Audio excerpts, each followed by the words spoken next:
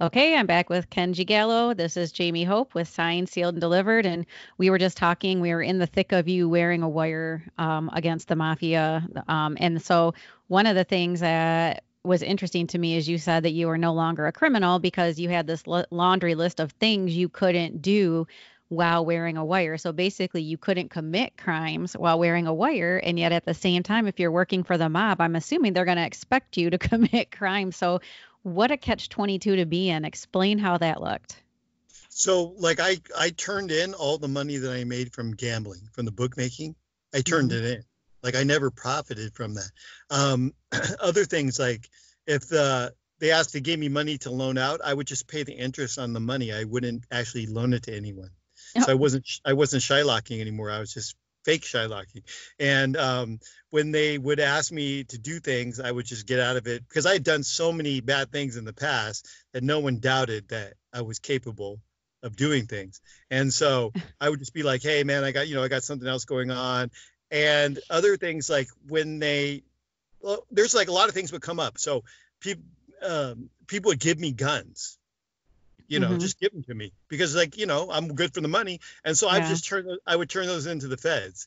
And then I would pay people for things like that, sometimes out of my own pocket, because we want to keep the investigation going. So I would just pay. So if someone gave me like a couple guns, I would just pay for them, but I actually turned them in. Now, wasn't there an incident though where you almost were involved where they wanted you to help kill someone? Yeah. So like this is where it really came down really crazy. So in Brooklyn, I was in Brooklyn and I was with Teddy Persico Jr. and a guy named Eddie Garofolo. And we were eating at a place called 101, and they were questioning me about a guy named Craig, who's another made Colombo guy. But he was on the opposite side. Colombo's had a civil war in the 90s, and he had been part of the other crew that tried to kill Teddy's dad, and Teddy didn't like him. So when they're asking me questions about him, Teddy's getting more and more worked up and about this guy, Georgie, who hung out with him. And so Teddy's like, come on, let's go. I'm going to take you home. And so I'm like, okay, because I had walked over to this restaurant and they're like, we're going to drive you home. And I'm like, okay, but I was sitting in the back, so I felt okay. I didn't feel like I was in any danger. Don't sit in the front seat. Yeah, that's right. There was no one behind me. So when I got out, they brought me to my house, and I was just at my building, and I just got out of the car, and I was walking. I was almost to the door, and Teddy yells back, "Hey, get in the car. We're taking a ride." And those are like words that you really don't want to hear. But I got in the car, and my wire is rolling, by the way, too, through this whole thing. And I got in the car, and he looks back and he goes, "We're going to deal with this problem today." And I go, "Right now?" And he goes, "Yeah." And then we start driving, and he turns the radio down, which I'm like, "Oh, good. Now the wire's rolling." They can hear everything. Yeah. And so I'm leaning towards him, and I put my hand up there. It's in my watch. And I go, and he said, Craig is just like us. He's with a different crew, meaning that he's a made guy. He's a Colombo guy like Teddy. And he goes, but he's with a different crew, and he was a part of the other crew, meaning the war. And he goes, and we're going to deal with it. And we're going to deal with Georgie today. So, and then he looks at me and he goes, "You got a problem with that?" And I go, "No." Inside, you're dying.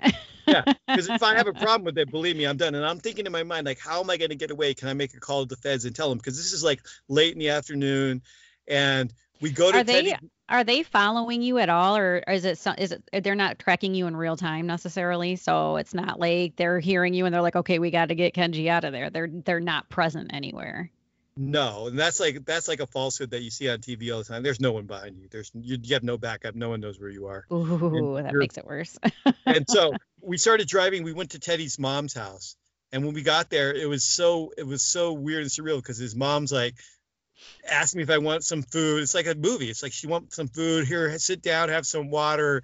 And Teddy's calling his brother, telling him to bring over the gear, bring over guns. And Eddie's like, I gotta go to the bathroom. And then Teddy's mom's showing me pictures from his first Mother's Day in 17 years because he just got out of prison. And I'm sitting there going, oh. And so finally his brother gets there. We go outside, and he has this box with guns in it.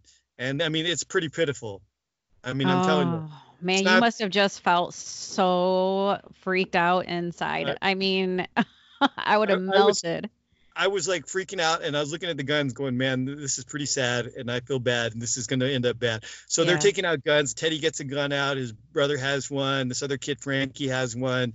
And he looks at me, and he goes, get one. And I look at the guns, and there was no bullets that fit the guns that were left. And he's like, "Can't you make them fit?" And I go, "No, Can you make no, them fit? it doesn't work like that." And he goes, "Well, just take one." I go, "What do I need an empty gun for? What's the point?" He goes, Yeah. "Well, you got your knife on you?" And I said, "Yeah." And he goes, "Okay, well, anyone run towards you, take care of it." And I go, "Great."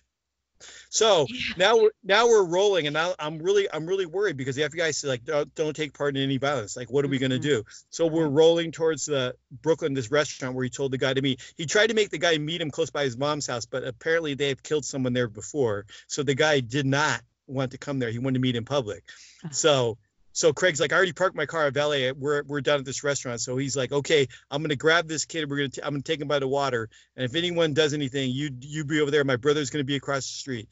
So we start driving, and he's like, "Hey, you're being really quiet. Are you okay?" And I'm like, "Yeah, don't worry about me. This is how I do things." Really, I'm just letting the tape run.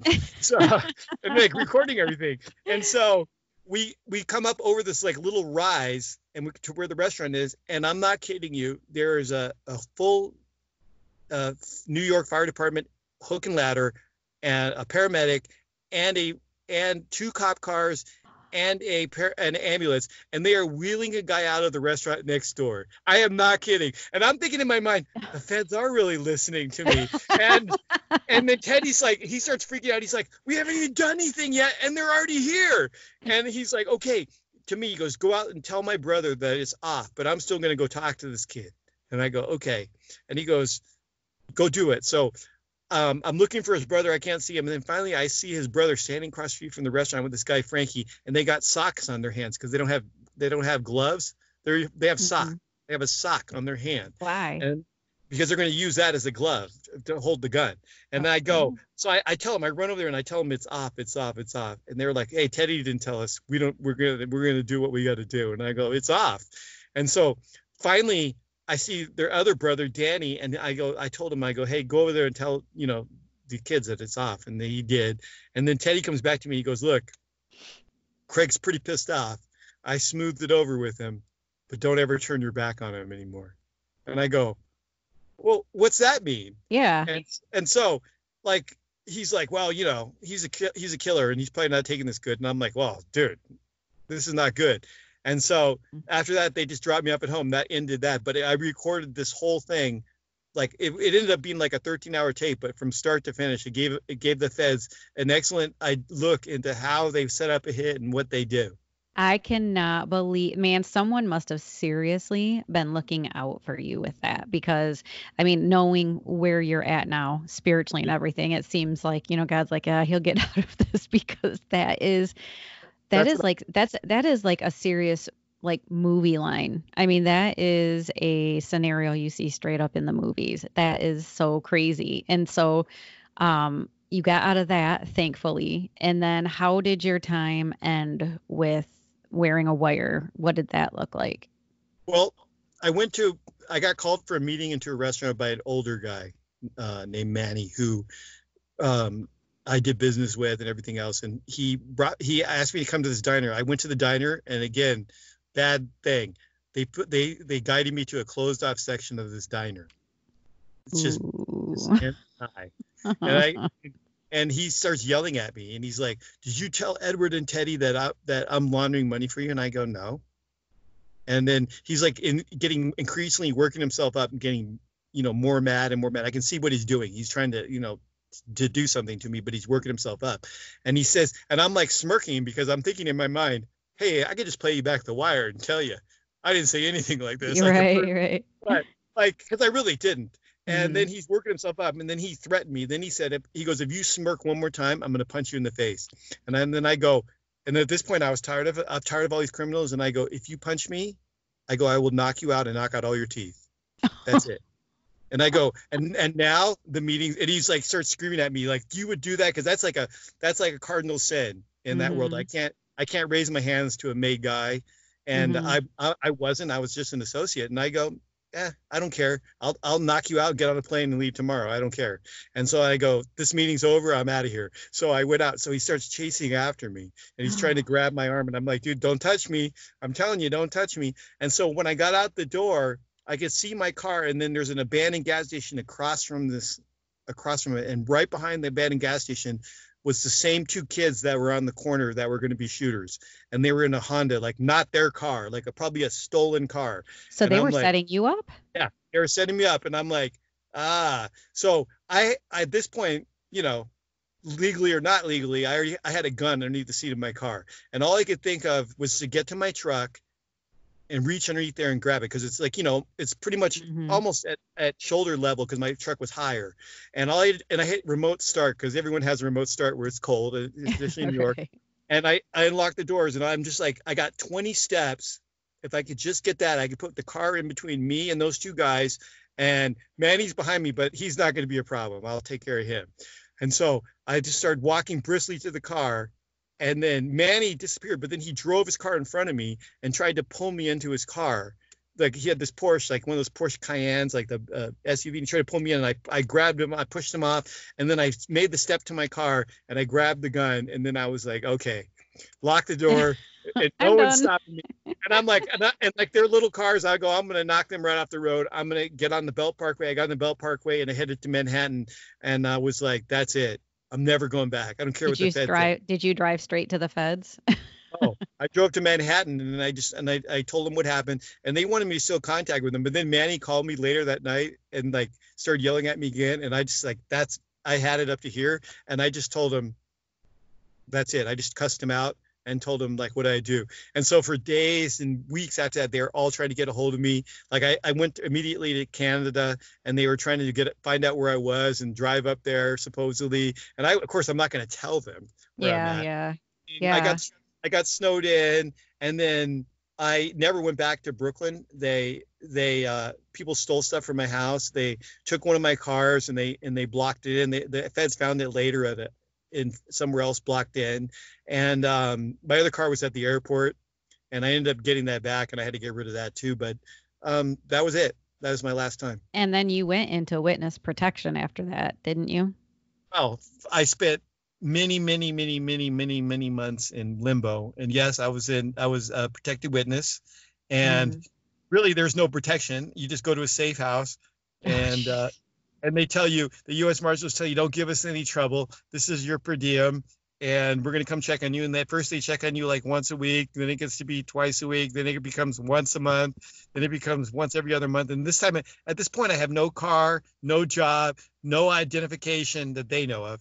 And I'm just sitting around. And that's when I decided that I'm just going to start training and reading books and try to figure out what I'm going to do when I leave. And so you left. And so you left, and you decided. And then at that point, did you go back to California? Well, no, I spent 2 years in limbo like that. Yeah. And then after that, where did you go? Well, right after that, I went to Spain. I went on a vacation because I had never been on a vacation before. And hey, this will be good. And so I went to Spain, and I ended up staying there for like almost a little bit over a year. And that's where I started writing Break Shot, and I was doing the blog called Hollywood, where back then it was called Hollywood Mafia. And then after that, I moved back to California, and I decided that I was going to write a book. I already wrote most of it in Spain, and that's it. That's pretty much how. And now you just decide. People, I'm sure there's a lot of people who might not know how this actually works. They're probably like, why is this guy living out in the open, willing to talk about this, and is he not afraid? Like, what, I mean, because for me, and I'm sure most people, like, love them or hate them, they have a profound respect for the mafia as far as, what they can do to you. So what do you say to people who are wondering how you just live your life like this? Well, I left the witness protection program. I signed out, left, don't care. Damage is already done. They can't do anything. It takes a lot of money and a lot of people to kill somebody in real life. They don't really come blazing into places with machine guns. That's all movie stuff. If everyone actually looked at the news, they would see that. Really, what are they going to do? I'm the same guy I was before. I'm just not like as bad as I was, but I'm going to protect myself and my family. Sure. And I'm not living in fear. And if I live in fear, they're still going to control me. That's true. And now a big part of that too is not shortly, but a while after you did that, you somehow gave your life over to Christ. And so now, for someone that lived in the darkness like you did, I mean, my gosh, you're running with Mexican drug cartels, you're running with the mafia, you're in the porn industry, you've got the feds breathing down your neck your whole life, you're in and out of prison. I mean, that is a profound life on the edge. How did you go from that to now of faith in Christ? That's just amazing. Well, what happened with me is I was always around. I was a Christian before. I was brought up a Christian, and I used to go to Lutheran school, in fact. And what happened is I just strayed away. And when I was like in trouble all the time, like the chaplains would come to you when you're locked up and say like, hey, you ever thought about Jesus? And I would be like, yeah, whatever. But they give me a Bible, and I could read. The thing is, the Bible, you could bring it with you to go to court and stuff, and you could read it because they can't take away a religious book. So I would just read it, but it didn't register with me. It just was like a book. And then just something to kill the time. And then later on, after I got out of trouble, like people would always ask me, and then I would say, no, I'm just going to live my life, but be a good person. And, and then like I noticed that always, even after I was out of trouble, like I'm always missing something, because basically what I was doing is I was still the same kind of person, not committing crimes, but just caring about money. And it finally, just one day, like a couple of my clients, I was training guys in Hollywood, and I was writing, and a couple of them, like one guy asked me for my address, and I gave it to him, and he sent me a Bible.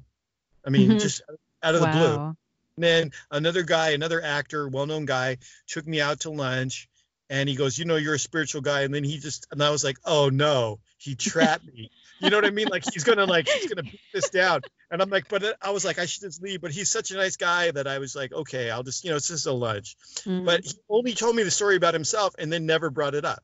So it was like a 5-minute conversation and only about him. He just wanted to plant a seed. Yeah. And so like right after that, I told my wife, we had just gotten married. I said, and she was a Christian, and her parents were missionaries, and she had fallen away. And I just told her, I think I want to go to church. And so we looked for a church, and we found one, and we went. And I remember just going to this church, and I was so scared that my knees were shaking. Like this. I went through that whole thing where we're going to go kill somebody and I might get killed. And I wasn't even scared. The pit of my stomach hurt. I thought everyone's going to know that I'm a fraud, that I haven't been here forever. And once we started singing, it all started coming back to me. And it was like, boom, like all that emptiness that I had inside, everything else before was gone. And it just opened my eyes. And I realized like, wow, what an idiot I've been all this time. And that's it. That was 6 years ago. And that's amazing, because a lot of people who say, oh, religion is just something that people use as a crutch. And for someone like you that lived in such stark contrast to that, like you said, to say I'm living as a good person, well, who good to who? Like good can be relative. One person might think something's good, another culture might think something's completely normal and that's good, and it might not be acceptable here. So if you want to play that game of I'm going to live a good life, well, according to who? Yep. Where's the moral authority of what's good and not? And like, here's what people can say. Like, I never used it as a crutch. I never used it as to get out of trouble. In fact, I didn't like those guys that every time they get in trouble, they're like, oh, I found the Lord and all this stuff. I looked at them like frauds. Like I used to be like, I don't want to be like that kind of like that kind of convict, Yeah. And so I was in no trouble. Nothing except for spiritual trouble. Like I was empty inside because I had nothing.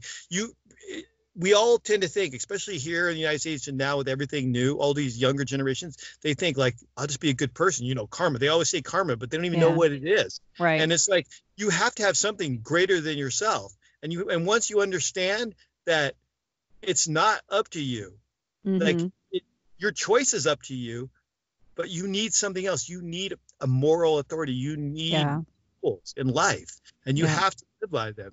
That's when you know that, like, I knew things came together for me. And being a Christian and Jesus, it's like, it changed my whole life.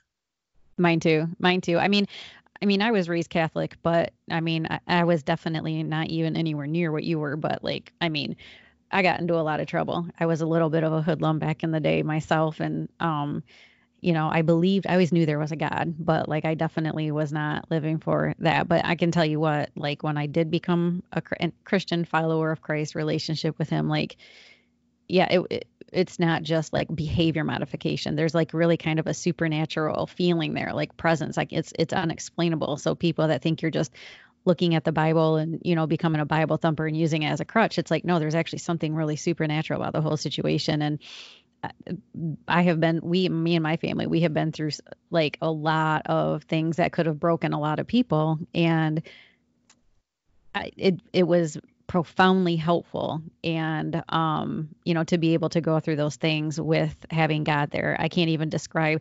I could tell people things that happened miraculously that they would be like, oh, no way, that never happened. You're lying. But they did, Right. So, I mean, I agree with you. It's like, it's not a behavior modification program, it's a relationship. But so now you're living out in the open, you're married, you're living life with Christ. You had a great book. And for people who just heard Kenji tell his story, you still need to read his book because there's so much more in there than, I mean, you will read his book and just be like, oh my gosh, when you see all of the details play out. So make sure, and I'll put it up too, make sure you get his book. This is a great time to read it. But you wrote this book. So this to me seems like a really good setup for some kind of a movie. So why has this not been turned into one yet? Because the book is phenomenal. This is a real Well, life gangster story. well, I have gone through, it's been optioned, it's been bought. We've wrote screenplays for Fox, a couple other companies. I mean, it's been through the whole Hollywood thing. And before, I remember Fox, they first told me, we got to talk to you about the lead character. And I'm like, what? And they're like, that he's Asian. I'm like, oh, really? You mean out of the world? One out of every 4 people in the world is Asian, Right. but you can't find one that can play me. And they said, oh, well, we got to be able to sell it. And I'm like, oh yeah, sure. So I'm like, why don't you just get like Justin Bieber or Zac Efron to play me? And they're like, oh, that's a good idea. So I could already see where this was going. And then other people in Hollywood, a lot of people just don't read, and they have their assistant read, and they don't take the time to learn the material, and they want to do the same. All the screenplays that were written off my book were just horrible and terrible. I'm embarrassed by them, Mm. even though they're written by Academy Award winning guys with me. They were just terrible because they want to do the same old cliche stuff, and they didn't want to hear. They used to have me as a consultant, and they didn't want to hear. I'm like, why do you guys even pay me if you don't want to hear how it really is? Right. Right. So, because in Hollywood you have a bunch of fanboys basically, and girls, Hmm. but mostly boys, Hmm. and they have this idea, and they're like, oh, like I used to go to these meetings all the time. They would say like, oh, like what do you think of The Sopranos? Don't you think that's so realistic? It's so realistic, right? I go, I don't know. Were you in a mob crew before? And they're like, what? And then I'm like, how is that realistic? And they're like, well, isn't it realistic? And I go, no, not at all. Not a little bit. Wow. Wait, Think like, so back up real quick. They had a hard time putting your story into a movie because you're Asian. And this is coming from the same people who preach about racism all the time.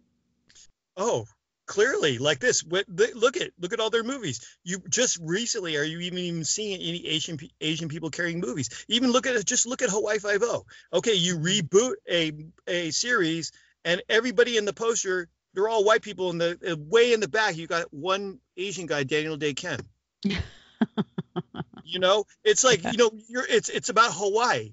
Hmm. It's Right. It's in all Hawaii and there's a bunch, and it's all white people, right? right. And this is all they do. They do, like, I used to go to these diversity meetings for the WGA, Writers Guild of America, Hmm.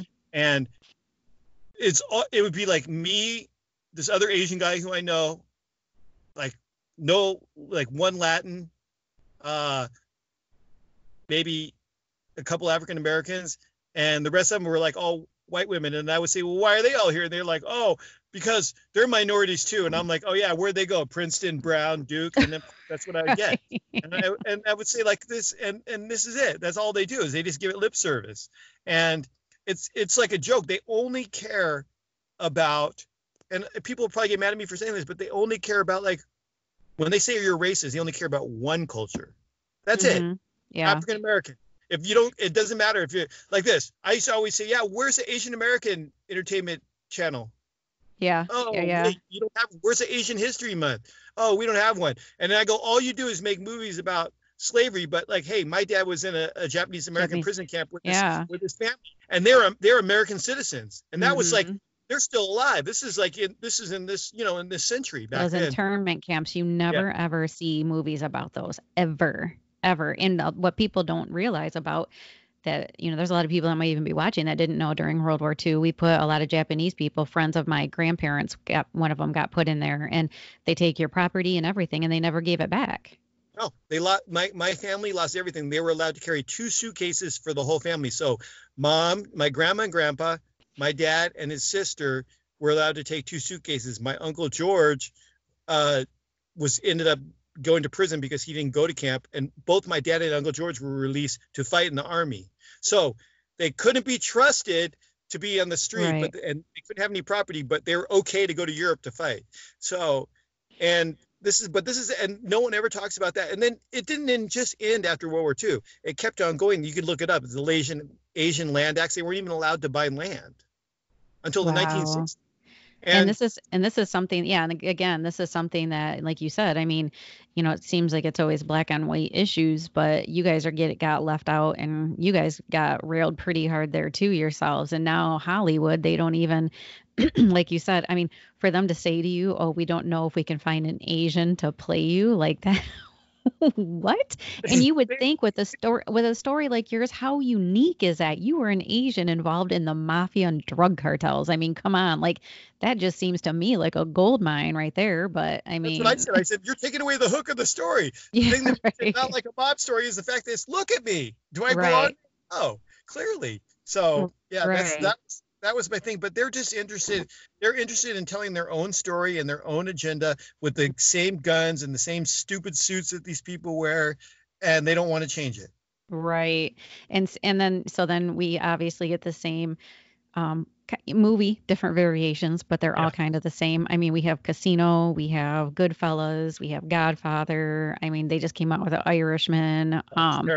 You have Sopranos and all that, but you really knew some of these guys. You knew Henry Hill, right? Yeah, I knew him afterwards, like after crime. And like the funny thing is, Henry got to be like, we did a couple things, and then he was just like a real drunk. And I remember he sent me this one Facebook message, called me a rat, piece of crap, and all these names. And I saved it because I'm like, well, that's pretty funny that Henry Hill would call me that, Right. And then even like Henry, I would like back then I was still like, the mean guy. I just told Henry, I go, wait till I see you again. Well, didn't he do the same thing? Yeah, of course he did. He was worse than me. He's just like he was just calling me like, I don't know, drunk one day or high on something, and started writing all these things. And so that's it. But like he was projecting probably, huh? Yeah. And then I know a lot of guys, a lot of the people that this stuff is like, I'm friends. Like if you watch the movie Casino, my friend, his father and uncle are the ones that killed the Joe Pesci character. And really, they really killed him, and they didn't do it like the way that was in the movie. I knew the guys in Casino. I know the guy at the Casino, one of the guys that went. Really, and they killed a guy in the pool house and his wife. Like I know those guys. And really, I know the real guys from Donnie Brasco. Some of the guys that were in that crew in the Sunny Black movie too. And I knew other guys that were involved in the like with the Lucchese family and Paul Vario's crew, and I knew people involved in like almost every one of those things actually. What do you think they think about all these movies that are out about them? I've talked to them about it. You have?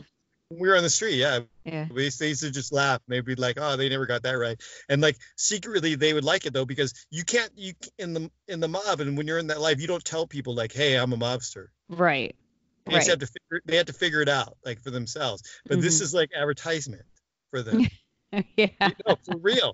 Like, so I used to go to guys' offices all the time, and then I'd see like they tell me how much they hated like this guy Anthony Fiato because he wrote a book called The Animal in Hollywood. And then I would go to all these porn guys' places and they're all mentioned in the book, and they'd all have the book behind their desk. How accurate are these movies? Not really accurate at all. The most accurate one, the one that, and it's so old now, even the times are so past, is Donnie Brasco with Johnny Depp, is probably the best one and the closest to reality as it was at that point. That's really how those guys are. I mean, like Al Pacino, like I'm not a big fan of his anymore, but man, in that movie, he nailed the way Lefty is and those guys are. Them giving you money and taking it back, and like, and then asking you for money all the time. Oh, that is the life. Really? Wow, that's crazy. When they're breaking open the parking meters like that, like yeah. Sure. Which glamour of the mafia life for real, huh? I mean, we have a fascination with these movies. Why do you think everybody's so fascinated with these movies? Because people like the idea of living outside the law and being able to get revenge, like, get like, I don't like, and it's the truth is because I never did have to like lawsuit somebody, or somebody with more money than me could say whatever they want. They could say to me, I'm going to sue you, do this, and I'd be like, okay, go ahead, because you're going to get nothing. I have nothing, and in the end, you're going to get hit in the head with a piece of rebar, and that would be the end of it. Because really, life, like that kind of life, what people don't realize is that mobsters don't do anything to innocent people. If your business gets taken over by them, or if you're involved with them, it's most likely the guy wanted to be friends with them and like tried to be friends with them, and they got in that way. Yeah. It's like they don't just pick random people off the ground. Like if you want to lay down with dogs, you're going to get fleas, and that's really that's like the brunt of that. One of my grandparents one time, they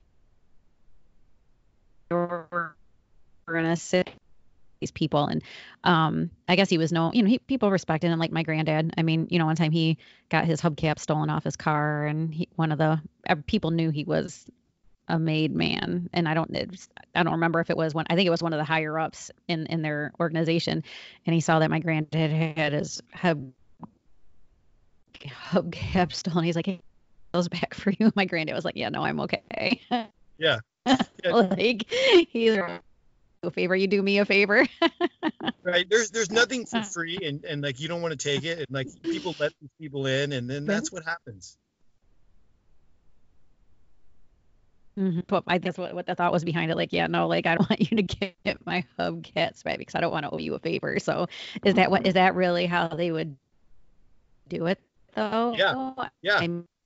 I would do favors for people all the time, and then I would say, hey, remember when I did something for you?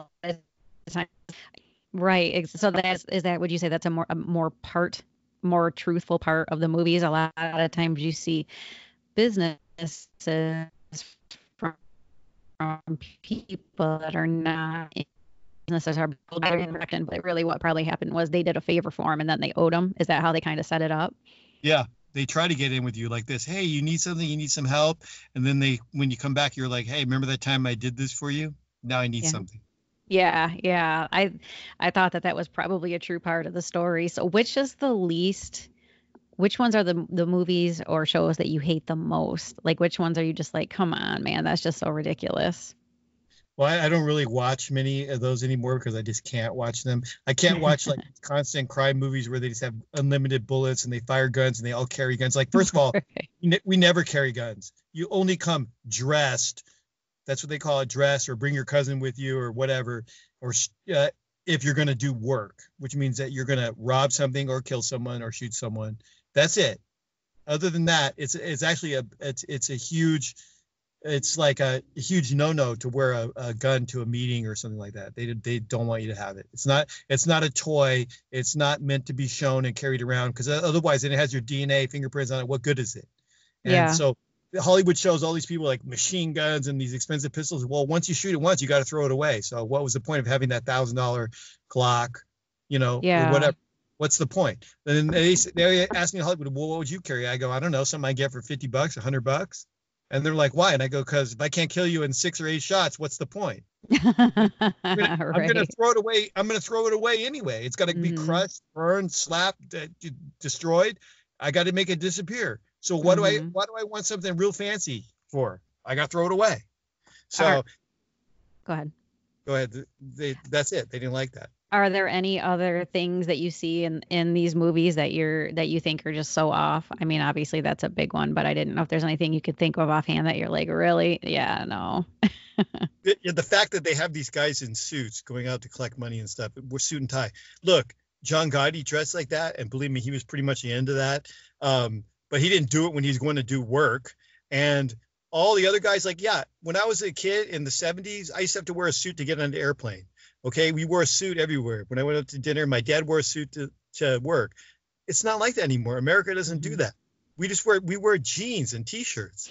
And that's how everyone dresses. And they had rules, like even when I was there, no like shiny suits, no gold Rolexes, no big gold crosses with diamonds, no big diamond pinky rings. All that stuff was no way. So when I see someone dressed like that, I'm like, oh, what a poser.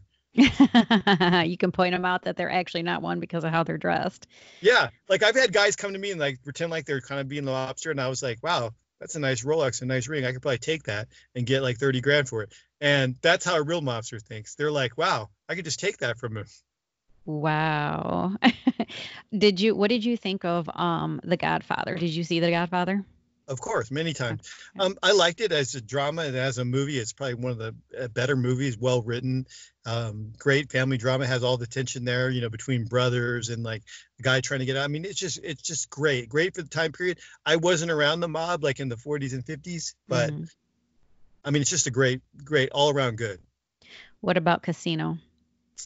Since I knew some of those people, I mean, it was good too, but then it's still Martin Scorsese uses the same cast. I mean, I would think like, come on, man, use someone different.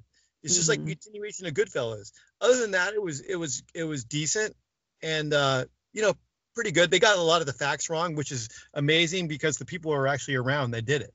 Real. And did they talk to them? Were they actually? No, they used some people that a couple guys that aren't so truthful. Gotcha. And was it unnerving knowing that, I mean, maybe not for you because of your mindset, but I mean, knowing that there were psychos like that would actually, you know, just kill people like that? I mean, did that not register to you at the time? No, Were you ever on edge at all? No, I mean, like there's some guys there's some guys in the life that are so violent that no one wants to be around them really. They're just not good. What about Sammy the Bull Gravano? I did not know him, you know, did not. He's in a different family than me. I mean, I knew lots of people that knew him and I was around a lot of people, but yeah, just not my era, not my time. Yeah. And then what do you think of Robert De Niro?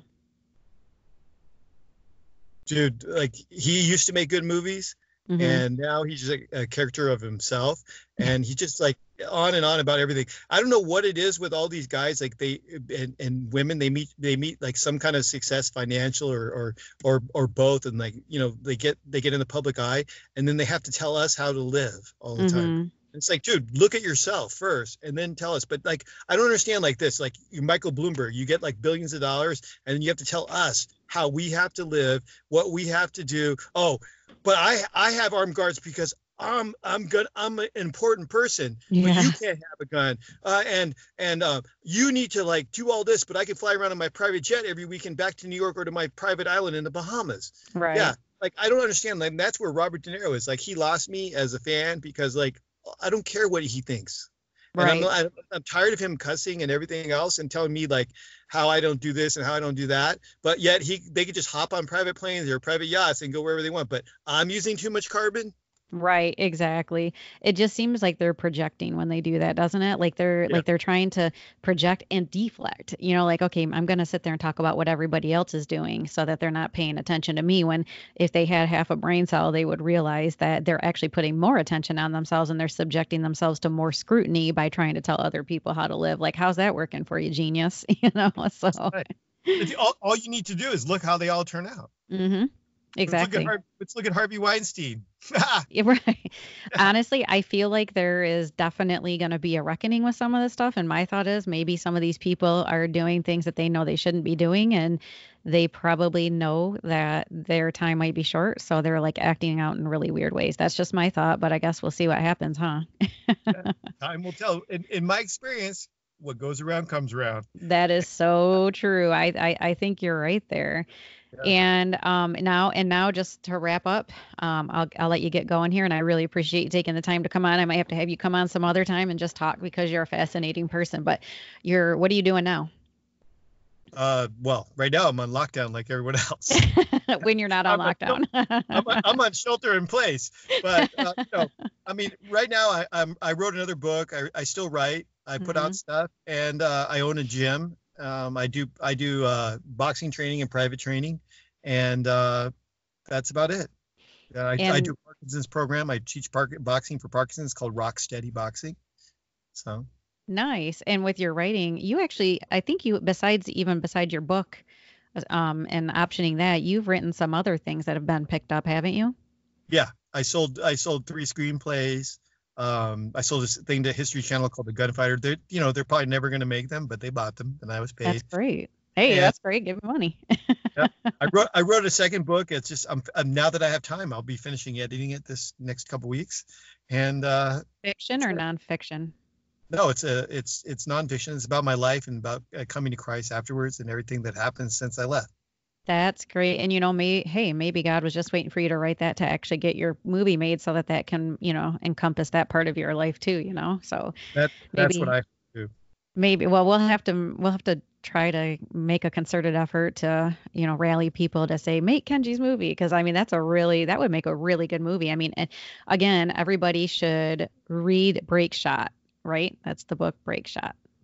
Well, and that's why I wanted, now that I have the second book, and I wanted to, like, every time I've even talked to people about Break Shot, like other movie companies since then, studios, I've told them that I wanted to be the Christian part of the end, and of course, none of them like that.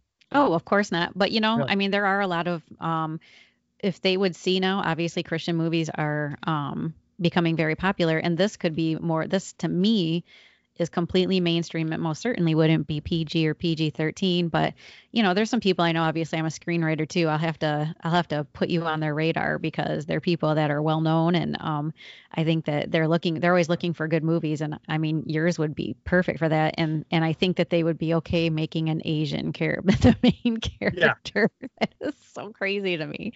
I just can't believe that. Hollywood, you got a lot of work to do. Don't talk to us about our stuff until you fix your own mess. So, well, thanks for coming on the show. Right. And it would be great to have you on sometime. And I'm sure we'll be in contact. I always see you on Facebook, and you always have these great inspirational posts. I mean, you are definitely someone that is a very, very a rare breed. So thank you. I will be back on. So. And that would be great, Kenji. And right. everybody who's listening, this is Jamie Hope, signed, sealed, delivered. Please don't forget to like, subscribe so that you can see upcoming things. Thank you.